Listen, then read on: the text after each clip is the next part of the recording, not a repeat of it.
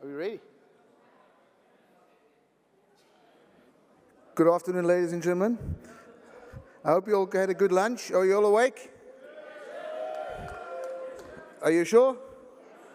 Okay, ladies and gentlemen, afternoon session. Unfortunately, the dragon is gone. Not sure where he's gone to, but he's coming just now. So I was just asked quickly to introduce Ms. Grayson Lacombe, the network manager of the FoodChoices4Life, to commemorate the panel for the next session. Thank you very much. Trace.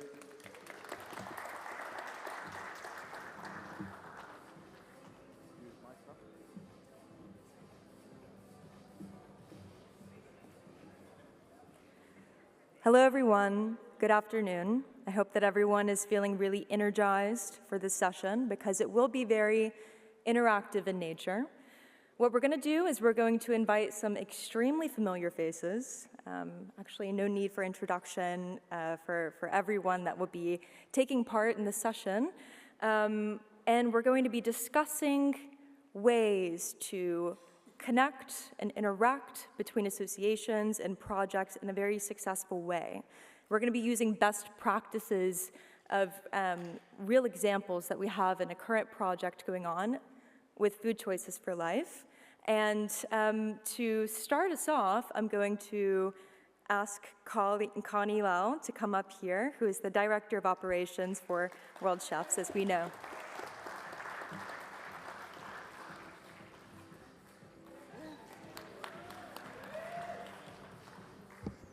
Testing, testing. Good afternoon, everyone. Hello. Ni hao, ciao, guten tag, cheers, hola, namaste, shumai, the local language. So I think usually I'm the one staying behind the scenes. So at World Chef here, I seldom go on stage. Why I'm here today, so at first, I want to say thank you for joining the FoodChoices4Life section. Really happy to have you here after lunch. I hope you eat well and enjoy. I'm able to be here also because I have amazing team working behind the scene, and then I'm sure you see them and notice them. So today, this section is not only listening and watching the presentation. This is a chance for us to learn together, to share ideas, and to think about what we can do in our own kitchen, school, association, and community. Food is part of our everyday life. The choices we make, what we buy, what we cook, what we serve, and what we waste, all have impact.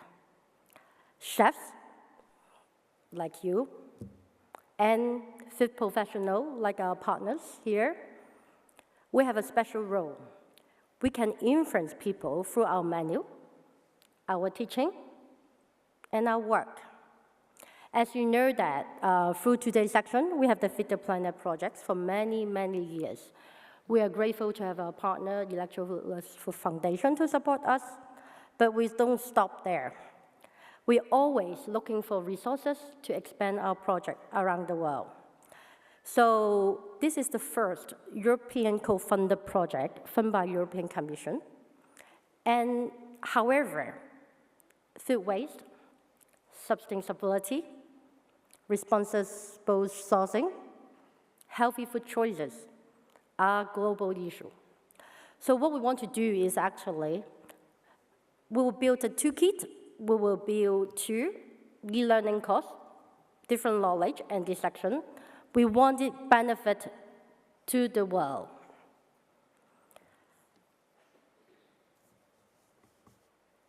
To do this, we need right people, right partners. We need chefs who lead change locally. We need educators. We have 120 culinary schools around the world who are World Chef recognized schools. A lot of you are educators, teachers, professors, help us to train people. We need organizations who help us to understand the community And we need partners, funders, who will help us to scale the project and this work beyond Europe to the world. So I have one only simple ask today. As you listen to the section, please think about who could work with us in your network, in your community, and what can you do for us? It could be a chef, a school, a company, a foundation, a partner, or an influencer who care about sustainability and food waste. If you know someone in your network who could support this global movement, please reach us out. And there's a saying, if you want to go fast, you go alone. If you want to go far, we work together. So this is the spirit of today's section. Thank you and enjoy.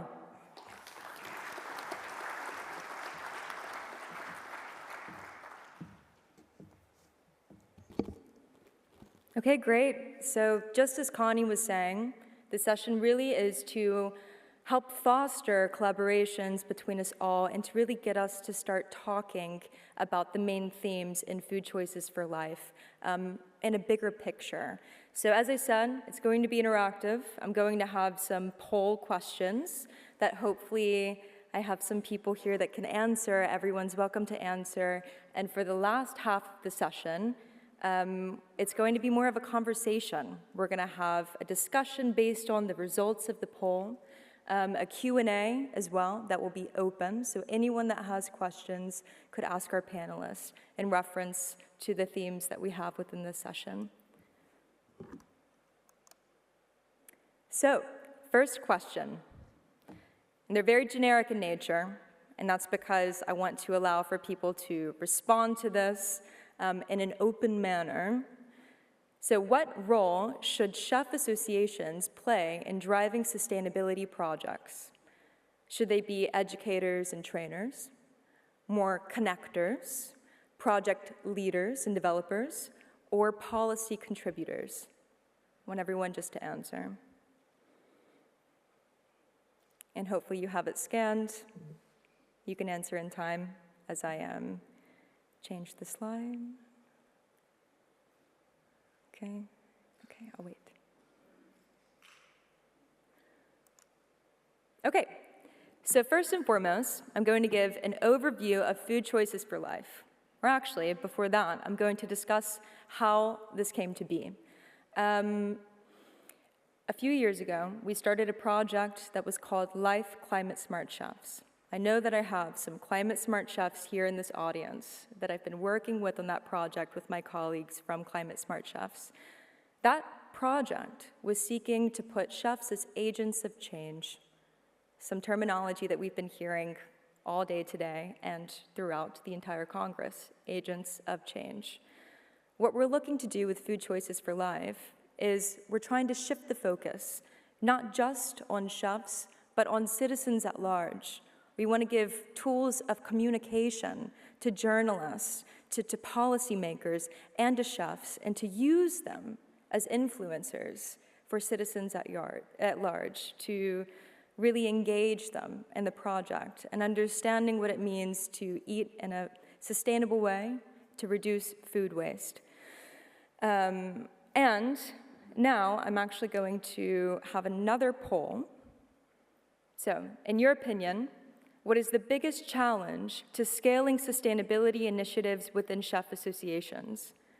And I ask everyone here really, think of what you could expand upon later on in this session regarding this, because we want to understand and address individually what this means for you and how we can work together in projects like Food Choices for Life in the future. So hopefully everyone has this scanned and they're working on their answers.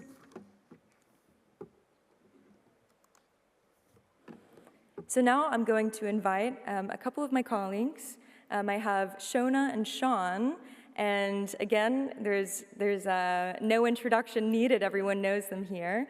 But I can say that within this project, they wear another hat, as if they didn't have enough hats that they're wearing already. They are experts for our webinar series that will come out this summer. So I'm going to invite them to speak on that now. Yeah. All right, here we are.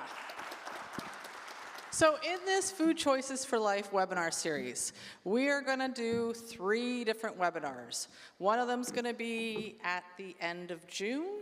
One of them is going to be sort of the 3rd week of July, and the last one will be at the end of July. Now, these 3 webinars are going to be very distinct, and they're going to be building blocks, and they're going to give you real tools, real ways to help change and influence things. So what are these webinars for? I see your face. You're not sure what I'm talking about. That's okay, because we're going to move you from being chefs into being people who help change what consumer habits are. So the first one's going to say, who are you and where do you fit into the big scheme of things? How do you fit into policy making and sustainability and what you can do with it? How do you fit into the picture? So you're going to say, I don't know how that works. So Sean and myself and Enrico, who couldn't make it here today, are the 3 of us. And so Enrico, grown-up smart guy, right? He's fabulous at what he does, and he understands food systems really well. And he's going to do the first webinar live. So you want to join that first to see where your starting point is. Number 2 is going to be influence. Right? So this is going to be the tools and the pieces you need to change who you are as a chef to help do more sustainable cooking. So what do I have to do? How do I waste? Sean's going to get into more details on this after. And then tools for action. This is my webinar. I'm number 3, and this is going to give you the tools to really get you into doing the events, the pieces. You're going to hear about what this looks like later, but this is just to get you to understand how to change consumers' choices. We talked a little bit about it earlier, but this is going to be real practical tools because I don't feel we have enough of those. It's huge, sir. Now it's my turn. Yeah. So we have, we've talked about yesterday about the elephant in the room in terms of education. And I think today we've talked about, or some people have mentioned already, about sustainability and how we're kind of not impressing upon people that sustainability is the topic and it's about pointing the finger and being sustainable, but it's about sort of being, I think it was mentioned this morning, I think Will mentioned it, being sustainability through stealth and sort of being very careful about how we bring the message across, but important is that we continue to bring this message of sustainability into our working practices. And I think we've got a good collaboration already with our team. Enrique, as you mentioned, couldn't be here today, but Enrique is our academic. And these researchers are, of course, absolutely vital to what we do, because, of course, they're giving us the starting point. They're finding out, based on real-life facts, why we need to work more sustainably, why we have to have more sustainable practices. And therefore, his work has been, is fantastic, and I'm looking forward to his webinar to set the scene for everybody. And it'll be a vital part of the building blocks that we will work through during these 3 webinars. But of course, we are the practitioners. We are the people who do things. So, as all the researchers create the information for us, it's up to us to make sure we do it. And that's the important message we have to get across.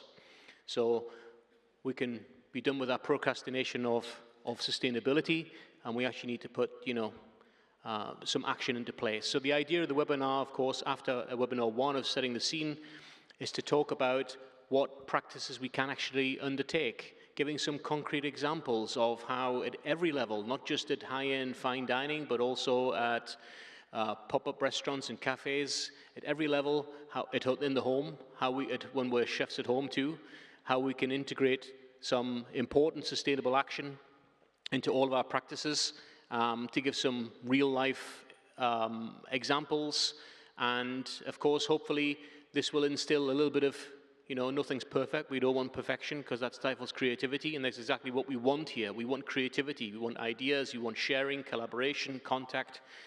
And therefore, these building blocks in webinars are going to be vital for that process. And I'm really excited about the fact that we get the opportunity to share this information with you, but it's not just about us, it's about you, and especially not just the young chefs, but all the chefs young at heart as well, the decision makers, and these guys who can, and girls who can, of course, integrate these processes into their chefs associations and speak to us about how we can help and how we can support and how we can create initiatives in order to be more sustainable in practices throughout our industry. Perfect. So that's in webinar number 2, and webinar 3, this is me. So we've kind of broken it down into 3 webinars so that you really understand what you're going to learn, why you're doing this, because you still don't know what our end result is or where we're going to get to unless you've heard about this before. We're going to sort of reveal that in a little bit. But this last piece, I am going to give you how to make better menus, how to support your team, how to track those changes. We talked earlier today on stage about how to track things as you're changing them. Does it really make a difference? I have some really easy ways that you could track the changes to see the things that you're doing, if they're, improvements. Is it actually changing your bottom line? Are people buying it more because you made these menu changes? And how to run events that really start to change people's minds beyond your plate. And what that means is once they leave you, they go home, they start to do their own thing. Are they going to be changed because of what you've done? That's the big picture of what we want to do, right? We want to have some amazing events where we can have you showcase your sustainable knowledge. We're not looking for you to recreate the wheel. We're not looking for you to start new things on your own. The goal is for you to take something you do now, do it better, do it with more conscious purpose so that you change consumers' habits, right? So that when they go home, if you've got a food festival that goes on in your neighborhood, be one of the booths there. Be the one that shows them how to do things more sustainably. Show them how to do something that's really fun. And we'll get into what those events can look like a little bit later, but this is sort of an overview of what the 3 webinars. So first one, you're going to learn where you fit in. As Sean said, the second one, you're going to get a whole bunch of tools, how to waste less, how to do better, how to be more in your kitchen. And then the third one, I'm going to give you the execution. Here's how you put it out there. Here's how you actually do it. So this is where, as the slide says, this is where chefs lead change. And as I mentioned before, it's important for us all to get involved. And, we're going to use our knowledge. For us, it's actually easy, right? I mean, we know how to be sustainable. We know the practices. We know it involves not just, of course, not wasting things, but, of course, it involves cost. It involves labor. And no one wants to work with waste. No one wants to just have to deal with a pile of waste at the end of production of something. So we have to think about the process a little bit different and think about not creating waste in the first place. And Wojciech mentioned this earlier as well. Work with the product to use the whole product so there actually is no waste at the end. And therefore, we don't have to work with this amount of waste. But we can influence, of course, our guest choices. I mentioned, touched upon this morning with how we position things on menus and what we call them, the chef's choice of dish of the day, and not specifically drawing attention to the fact that it is a sustainable dish or it's the green dish on the menu or whatever else, like I was saying. Use the stealth chef system in order to manipulate and change your guests' opinions through the way in which they create their which you create your menus. And it's not just about you, and it's not just about me, and it's not just about the people in this room. You're going to go back and you're going to go to your teams. And you're going to work with your teams, whether that be in the Chefs Association, whether that be at work, and you're going to have to integrate them into this whole concept, because alone, this is not possible. We need to, as Connie quite rightly mentioned, if we want to go far, we have to go together. And in my team, we will integrate systems and processes together, and everyone should be part of the brainstorming, and everyone should be part of the integration of the techniques and ideas that we integrate in order that everyone buys into it. And this is not just the people who work there, that's also our guests. Ask the guests to be involved in trying as much as possible to invest time to integrate as many different people who are concerned with these practices as possible. And this is an EU project, but this is World Chefs. And I remember one of the projects a while back I wanted to get involved in a couple of years ago, and I couldn't because I'm based in Switzerland, and Switzerland is not part of the EU. And therefore, we couldn't get involved. So I did my own thing. because I can't get involved in that thing, so I'll get to do my own thing instead. But now we have Food Choices for Life, which is an EU-funded project, but this is World Chefs, and we want the world to be involved. This is an opportunity not just to end in the way the EU starts and ends, but for the whole world. This is a theme, a process, an important topic, and therefore it's important that we're all in the same boat, that we all help each other. Wonderful. Thank you. So yeah, you can see that exactly. If you want, let's give them a nice round of applause.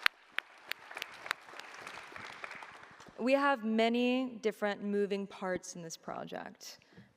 So they're working on this webinar series. We're also involving chefs in so many other ways. We're going to be having some what are called info weeks, which are 50 events that will take place in October this year, and then 50 events that will take place also next year with chefs. We're looking to really have chefs face their local communities and to make change happen there. But it's not just chefs, because we are very ambitious. We also have the policymakers, like I mentioned before, and the journalists. We're trying to give them the proper verbiage, right, to speak on these matters in a very tangible way. So not just abstract sustainability, we have to help the planet, but give them the science and the research to make their let's say, claims as strong as possible.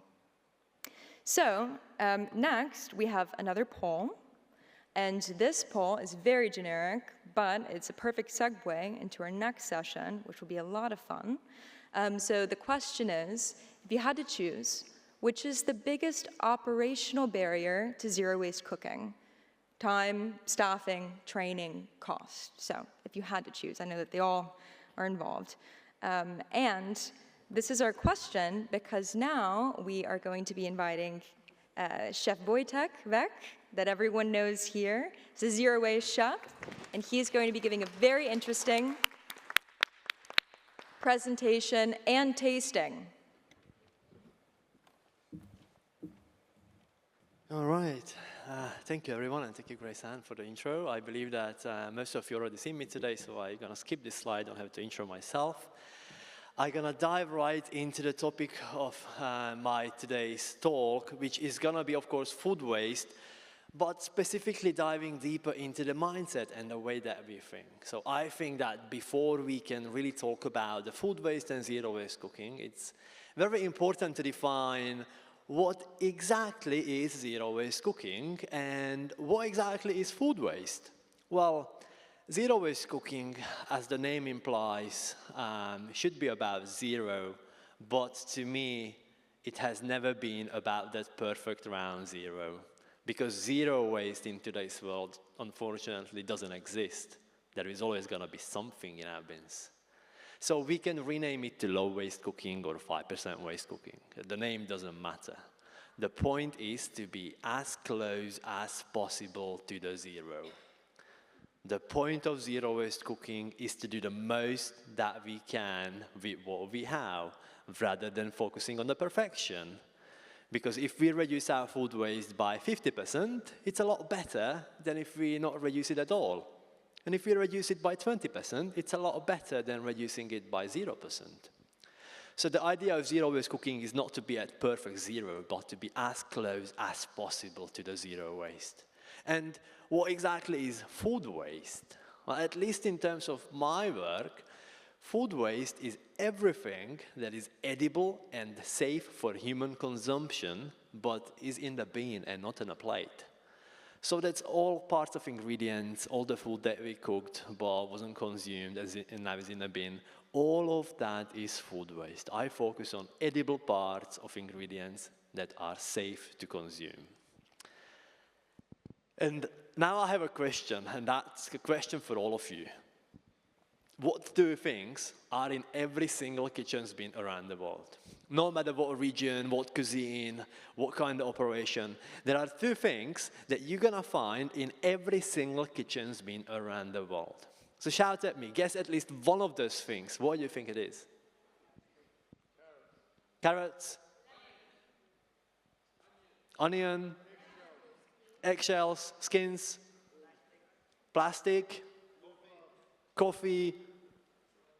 So, yeah, lemon skins, so many things. Time and money. It's time and money are the two most wasted things around the world in every kitchen. Well, why time?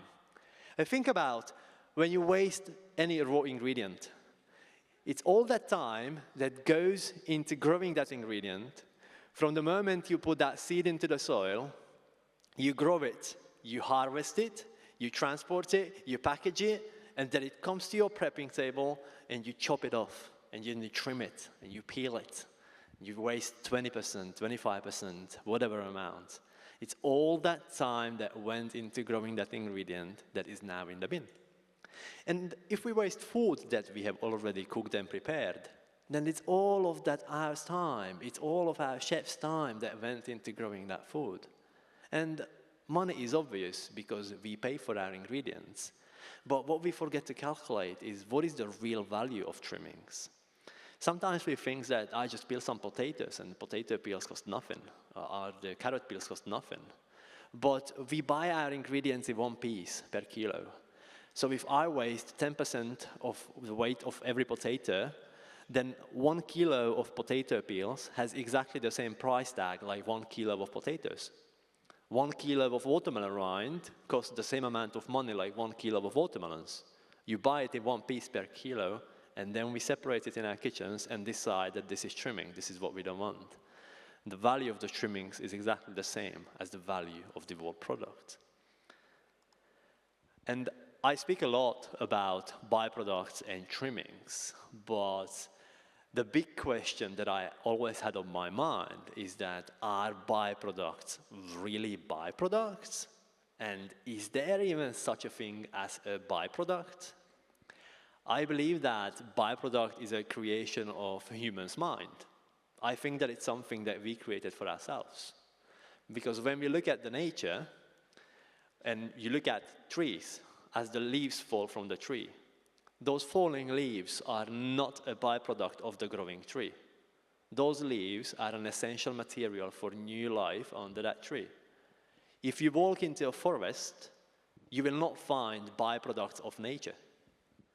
In nature, everything is intentional and needed for something else.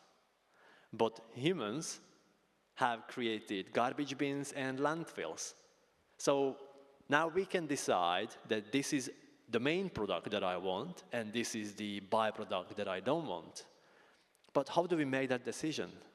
Why are we wasting our trimmings and byproducts when oftentimes we waste the most nutritionally valuable parts of ingredients?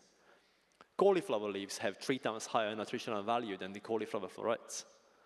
Banana peel contains more nutrition than the banana itself. So in some cases, it's like we are using our ingredients in the wrong way. We are simply using the wrong parts. We should eat the cauliflower leaves. They are healthier than the cauliflower, but we don't. So nature has created this perfect circularity that we choose to ignore. And I think that it really comes down not so much to the way that we cook, but to the way that we think when we cook. It's the mindset that we have when we work with our ingredients, the mindset that we have when we write our menus and create our dishes. And speaking of mindset, I have this concept of thinking that I call the black truffle mindset. So most of you are chefs in this room, so you know what happens in your kitchen when you receive fresh black truffles. You have this expensive, precious ingredient on your table. There is almost a shift in the attitude. You don't let anyone touch it. Nobody comes close to it. It's expensive. And you keep it in a fridge. It has its special place. Everyone knows that's where the black truffle lives. It has a special little container in perfect conditions. You work with it very mindfully. You handle it very carefully. And you shave it over the plate on a pass. You pick up every little crumb from the table, put it back into the plate. And if you have this tiny little piece that you can't shave anymore, you chuck it in a bin. No, you don't do that. You don't throw black truffle in a bin, no matter how small that piece is. You use every tiny crumb for a sauce, you infuse it in oil, you put it back into the plate, you use it somewhere. No piece of the black truffle ever goes into the bin. And that, to me, is the proof that we already have the zero waste mindset. We already know how to work with an ingredient and how to treat it in such a way that absolutely nothing goes into the waste. But we don't do that with our other ingredients. We don't do that with our carrots, potatoes, cucumbers, and lettuce and watermelons. We peel, we trim, we discard. And I know what you're probably thinking, that, well, a black truffle is a lot more expensive than a cucumber. And you are right, it is. But question is, how many black truffles you use in 1 year and how many cucumbers you use in 1 year? You might be using cucumbers every single day on your menu. So if you trim just 1 extra centimeter from each side of the cucumber on every single cucumber, every single day for an entire year, you are most likely wasting a lot more money than you would by wasting half of the black truffle. But you would never waste half of the black truffle, not even a tiny crumb. But we waste a lot of our other ingredients. A little bit of here, a little bit of there. And it's not just a cucumber, but it's pretty much all our ingredients in our kitchens. That tiny bit consistently on every single piece, every single day, every single year is a lot of money in our bins. So how would we work in our kitchens if every single thing would cost as much as the black truffle? How would we train our chefs and how would we write our menus if our cucumbers and carrots and tomatoes would have the price tag of the black truffle? How would we design our menus and how would we cook in our kitchens if everything would cost £300 a kilo? And there is so much that can be done with every ingredient in our kitchens, no matter how basic and how everyday ingredients those are. You can stretch all of your ingredients to multiple different possibilities. So what you're looking at right now behind me is 31 different ways of the watermelon, including the watermelon rind prepared in multiple different ways. So you have watermelon rind salsa, watermelon rind chutney, pickled watermelon rind, fermented watermelon rind, dehydrated watermelon rind, and watermelon prepared in many different ways. So there's a lot of things on that plate. And I'm not trying to say that you should use all of your ingredients in 30 different ways. That's not the point. You find 1 or 2 of those things that you are currently not doing, but would be easy for you to implement. Focus on one thing at a time. Find that one thing that is new for you and could be easy start for you in your kitchen. And this is something that you can do with every ingredient, as simple as carrot, broccoli, and cauliflower, where I use the cauliflower leaves in multiple different ways because it's essentially just a different type of a cabbage. A broccoli stem has been used in many different ways because it's just a different type of a vegetable. And carrot tops has been used in multiple different ways again because they are essentially just an aromatic herb that we can utilize.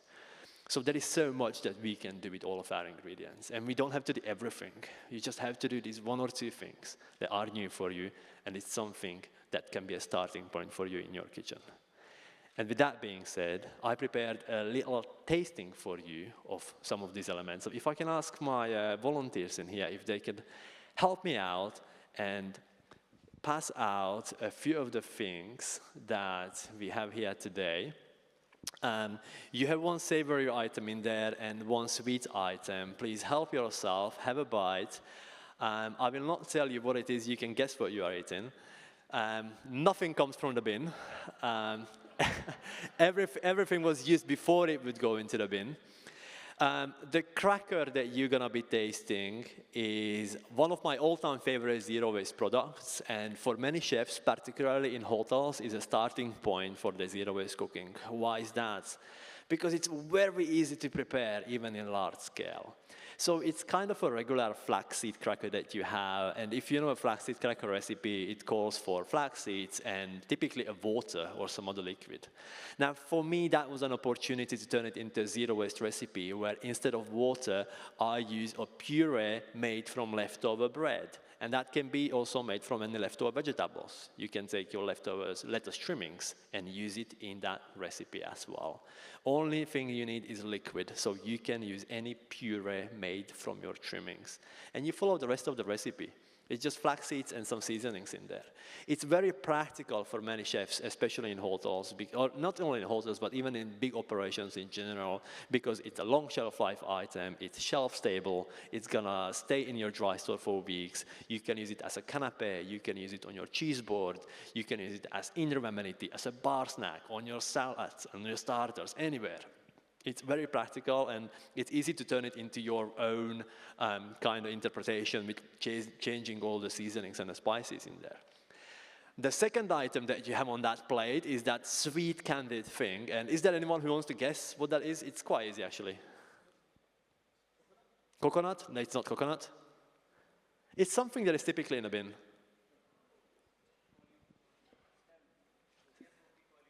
No cauliflower stem? Not mango, no mango, not carrot. Watermelon, exactly, is the watermelon rind. So it's the skin of the watermelon that I peeled the watermelon and I just candied it like any other candied fruit that I would prepare, yeah. So it's candied watermelon rind, basically. So it's very simple, it's very easy to prepare again. Watermelon rind is something that creates a lot of waste in many kitchens around the world. So it's just one of the ways that you can use the watermelon rind. Again, it's shelf-stable, you can use it on your buffet, you can use it as part of desserts, it can become a snack on its own as well. So a very, very practical thing to do. That's all from me for now. I would like to invite all of you for more tasting. I prepared a lot more things. We're going to continue in the World Chefs Village with the Winnow team. I prepared a few things that I would dare to say that you have never tried before. So if you would like to have a taste of zero-waste cooking and some interesting items, then right after this session, we will be doing tasting in the World Chefs Village in the exhibition hall, if you would like to join me in there and have a guess of what those items could be. I have some brand new things that I have never brought before, so it's very excited. Thank you all very much.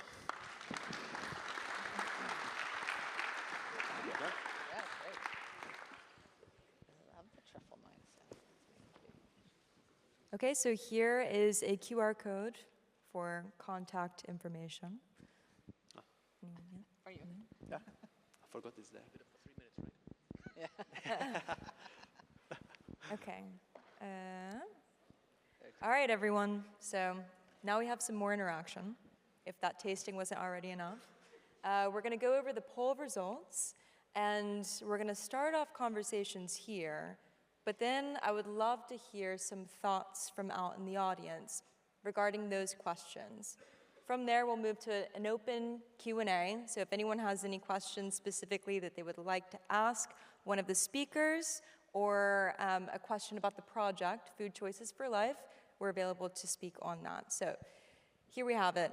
The first question: what role should chef associations play in driving sustainability projects? And it looks like educators and trainers won by quite a lot.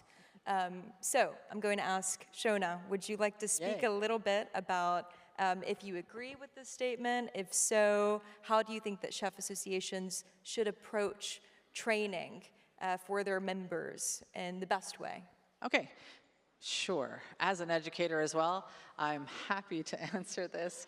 How do you, so what role should chefs associations play in driving sustainability projects? So I feel that we have a broad scope of people. We have global palettes all here as well. You can be the people that are leading the change. You can be the people that are giving the opportunities for education, for being a part of things that we're doing here, like what we're doing today. You need to share back that information. The role needs to be that you are sharing, collaborating, educating. All these pieces need to come from the chefs associations. You can't just sit back and expect that someone else is going to do it, because they're not. They're really not. There's no one but you. You are in the room right now. You're hearing what we're talking about right now. You are going to be the ones that are driving the sustainability projects. You are going to change the chefs. They are going to change it in the kitchens they're in. And it's going to have that ripple effect that's going to change forever and ever.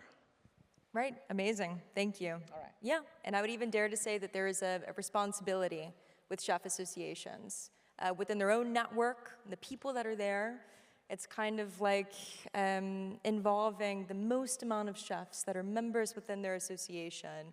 It's a bit of a responsibility to drive these projects forward for a greater cause, of course. Now, is there anyone here that would like to speak a little bit on this poll question? No? I hope that's because you're good. Oh, there we go.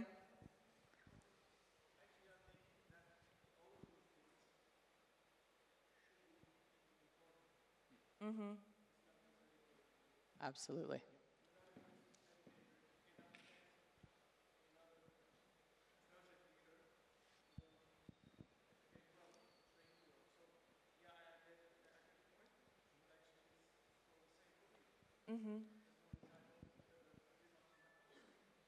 Right.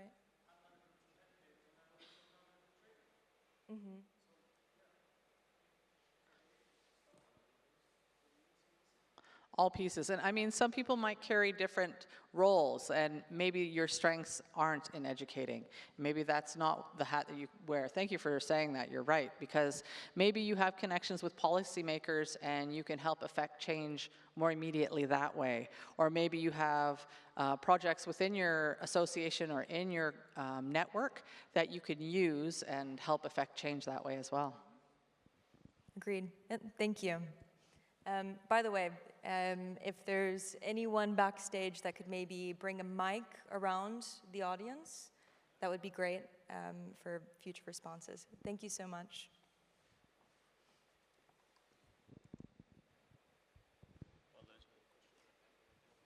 Oh, okay.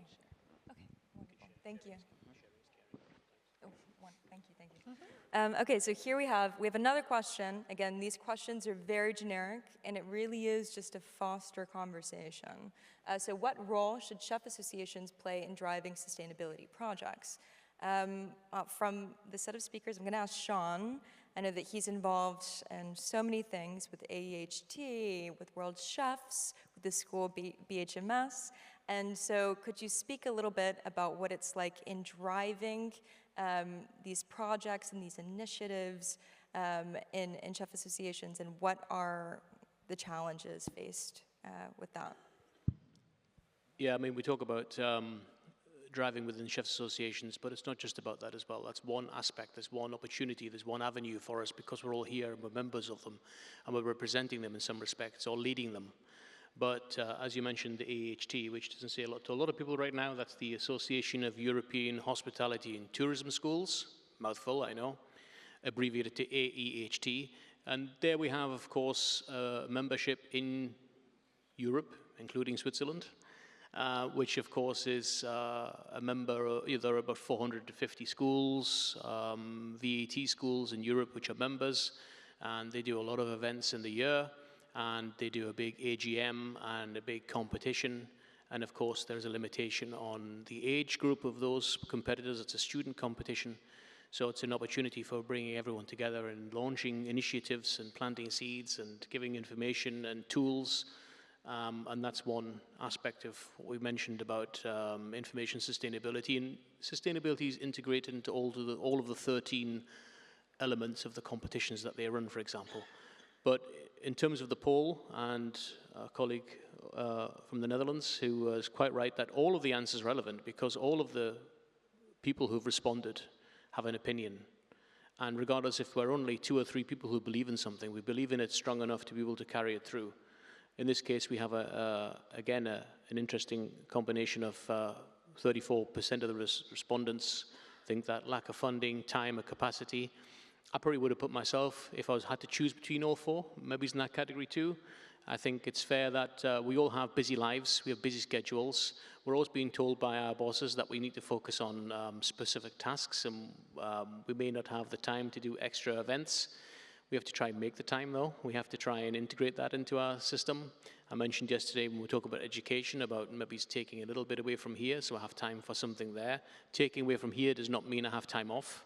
Taking away from here means I have time to invest in something else which is perhaps more relevant or just as important.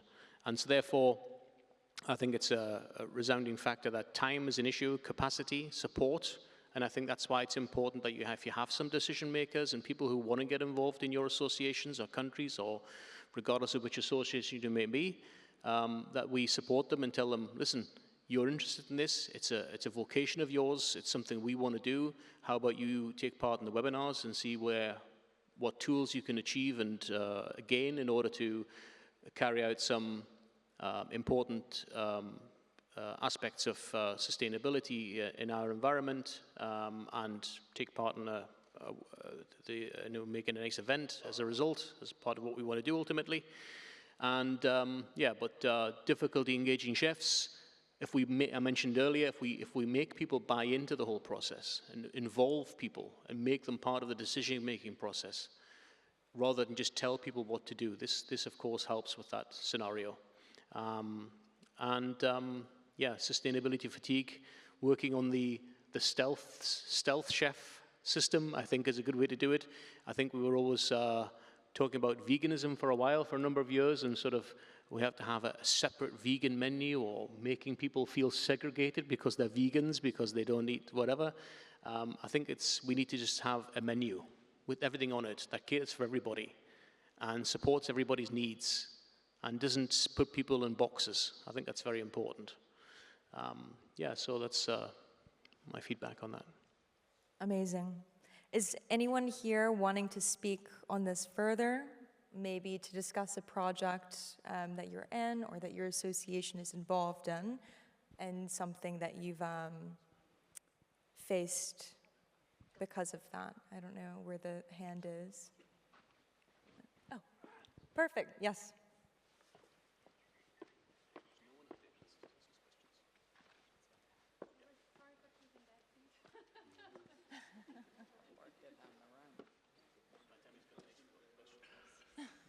Okay.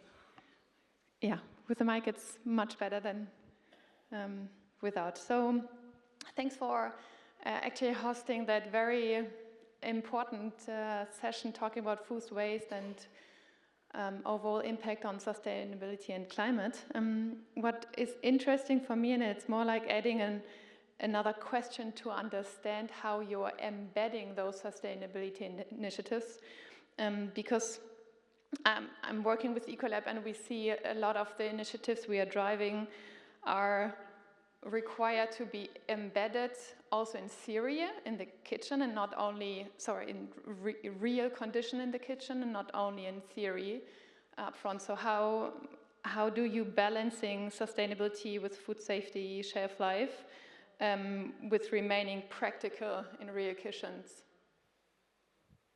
Thank you. What an amazing question. Wojtek, would you be willing to speak on this? Well, how do you embed this into like everyday operation? Is simply you just do it. I mean, it's the easiest thing to do anything, right? You do it step by step. You do it one by one. So I get a lot of feedback from chefs of like not having time to do all of these things, and my forever kind of an advice to this is that you do one thing at a time. You start with one small thing, and then once you are comfortable with that and you've done that step, you go on to the next step. So for me, food waste reduction, and I'm sure it's applicable to sustainability in general, is a long-term journey, and slow and steady wins the race. So I had experience with chefs jumping into this like all in, like so interested, I love it, I'm gonna do everything. And 3 months later, when 2 chefs got sick and now there is too many events, we are not doing any of that anymore. And it is a reality in kitchen. So you wanna do one thing at a time, one small step at a time, see how it works for you, see if you can scale this up, and then you look at the next step and the next and the next, and you get the ball rolling, and that's how you make the change. Thank you. Anyone else want to speak on this question, or? Yeah, just briefly, I mean, ultimately, we're giving people the tools, but we want to, of course, support them, and we want to embed, of course, some actions as a result of seeing the tools, not just about sharing information, as mentioned before. The researchers and the academics who create the documentation we need is important, but we need to action it and put it into place. And then we can measure, which is part of the project. We measure what happens as a result of embedding some of these actions and projects, and see how they functioned afterwards, and then take the next steps as part of the project to see how we can further develop that, which is what we want to do, because this project is going on till 27, 28 even, right? Yeah. Does anyone else have a question? I would say even relative to the project or one of these, I think someone had their hand raised over there. Yes? That's why I stay slim.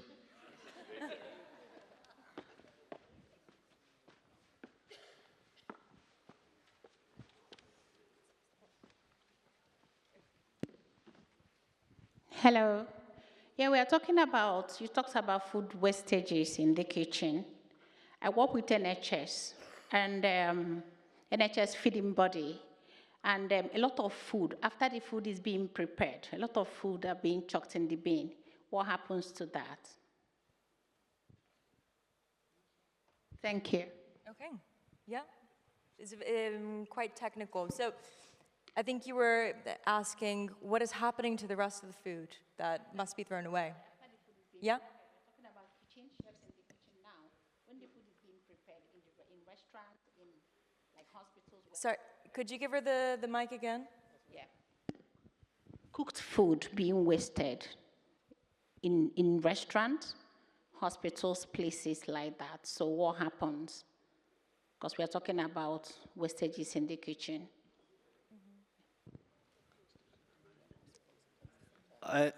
I think it applies to any kitchen, like not only hospitals, but in general, that if something has to be wasted, it's gonna go to the waste. It's gonna go to compost. And for me, when we were looking for wasted discard organic material, which is inedible food, the only reasonable place it can go to is a compost. It never ever into a general waste bin or mixing it with other materials. So while I'm not a big fan of composting, because I think that it can kind of trick us into wasting more, I've seen this in kitchens, there is an essential waste which is not edible, for example, plate waste, spoilage, or anything that is not safe for human consumption, and that's where the compost comes into the plate. So whether it's composting on site or whether it's collected by another composting company and taking it to a farm or do whatever with it, it is like super important to keep those food waste separated from all other materials to make sure that they can be processed. Okay, thank you. Do we have any other questions in the audience? No? Okay. So I have the last poll question, and this was in reference to the biggest operational barrier to zero waste cooking. And there's training that's written here, which I think kind of ties into everything that we've been saying. You know, the project is, this is a perfect way to end the session. Right, I think that we all agree then here that the biggest operational barrier is education. We need to educate chefs. And that's what Food Choices for Life is doing, but not only this project. We've heard so many other projects, so many other chef associations. Everyone that's been here is placing importance on training with the young chefs, being the next generation. I think that, you know, there's the responsibility also in that. There's anyone that wants to speak? Maybe Shona, would you like to speak on this a little bit? Sure. So training is always the biggest thing. If you don't know what you're doing, you're not going to do it. And if you don't feel confident with it, a lot of chefs, myself included, we have this imposter syndrome. We don't know enough. We can't do enough. We can't do it right, or it's not going to be perfect. But if you have the right training, you feel confident and you're supported, which is where we'll be doing these webinars, and when we get into doing something in October, which is Info Week, it is going to be so fabulous to have events, 50 different events going on through the EU and globally with chefs everywhere, doing things that are affecting climate change in a positive way and helping change consumers and the way they eat. Like, these are tools that you can use, promote, share in easy ways. These are not things that are complicated. This is training. You'll say, I knew that, I just didn't know how to put it together. We know all the tools already. It's articulating it and how to execute them well. And I think the training we'll have and what we can do together as world chefs is really going to bring that training number way down so we all feel really confident in doing this kind of thing. Yeah, perfect. So we have just a few seconds left, and I think that I would like to wrap up this session by saying, if you have a project and you would like to collaborate in some form, first of all, Food Choices for Life, we have so many different channels of collaboration. So speak to someone at at World Chefs. You can find me also as the network manager, and we can understand ways, whether it's in the info weeks or in the multitude of other opportunities that are presented with the project, how we can collaborate together.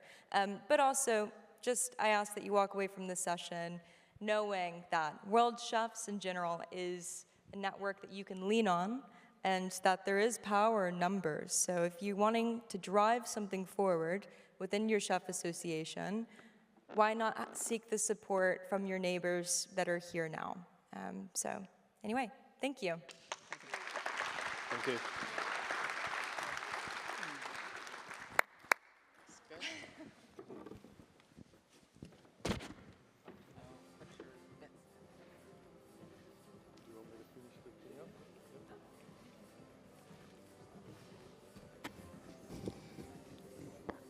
Well, thank you, ladies and gentlemen. Day 3, the 41st World Chefs Congress is now drawing to an end. A big round of applause again for our amazing speakers. It's hard to come back from lunch. They did an amazing job.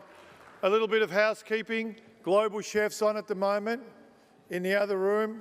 Go over there, support the young teams, some of the best chefs in the world competing. All of our sponsors are in the village. Go around, talk to the sponsors, try the food. There's some beautiful foods on there. Now, tomorrow morning, we start 9 o'clock sharp. For those presidents who are voting, make sure you get your paddle on the way in. They'll be on the table at the top. So for all the presidents, to all the young chefs and the young chef mentors, it's been a wonderful day. From foraging to eating watermelon peel, it's been an exciting day, and thank you very much.